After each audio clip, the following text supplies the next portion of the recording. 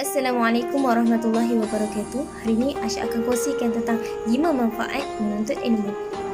Sebagai umat Islam, kita wajib untuk menuntut ilmu.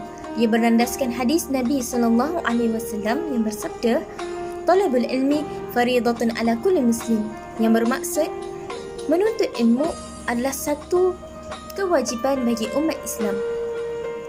Selama ini kita pergi ke sekolah, pergi ke majlis-majlis ilmu untuk mendapatkan ilmu. Tetapi sebenarnya orang yang menuntut ilmu ini juga akan mendapat kelebihan lain selain mendapat ilmu. Antara kelebihan orang yang menuntut ilmu iaitu yang pertama daripada hadis Nabi SAW bersabda, "Man salaka tariqan yaltamis fihi ilman sahalallahu lahu tariqan ilal jannah." Yang bermaksud, barang siapa yang melalui satu jalan untuk mencari ilmu, maka Allah akan mempermudahkan baginya jalan menuju ke syurga. Maksudnya kat sini, bagi siapa yang berusaha untuk pergi ke majlis ilmu untuk mendapatkan sesuatu ilmu, Allah akan memberi ganjaran, Allah akan mempermudahkan seseorang yang menuntut ilmu untuk ke syurga. Yang kedua, para malaikat akan merahmati orang yang menuntut ilmu. Para malaikat juga akan mendoakan dan meminta keampunan daripada Allah terhadap orang yang menuntut ilmu.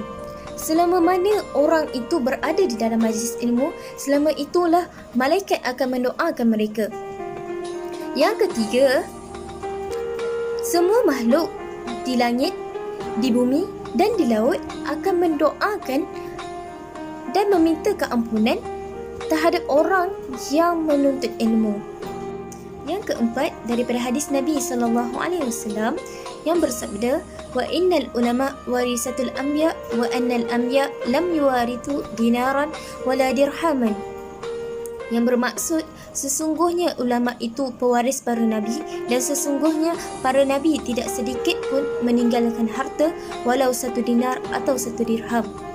Dekat sini dia menunjukkan bahawa orang yang menuntut ilmu adalah salah seorang daripada pewaris Nabi, kerana para Nabi tidak mewarisi harta mereka, kerana harta jika digunakan ia semakin sikit dan ia akan habis.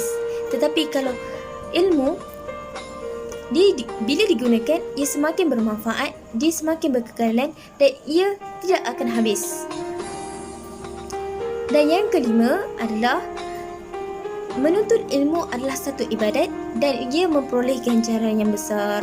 Kerana orang yang menuntut ilmu, apabila dia berniat dan ia meneruskan perjalanan untuk pergi ke satu tempat ilmu itu dan sehinggalah dia habis menuntut ilmu, maka dia akan memperoleh ganjaran pahala yang sangat besar.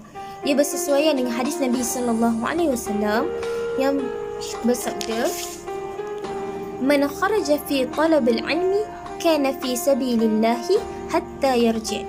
Bermaksud, sesiapa yang keluar untuk menuntut ilmu bererti ia berjuang pada jalan Allah sehingga ia kembali. Kesimpulannya, kita perlulah mempelajari ilmu pengetahuan, tidak kiralah banyak atau sedikit, kerana ilmu ini sangat penting dan ia mendatangkan banyak kesan dan banyak manfaat kepada diri kita dan orang lain. Mari sama-sama kita menuntut ilmu, teruskan berjuang dalam menuntut ilmu. Jangan putus asa ketika kita menuntut ilmu.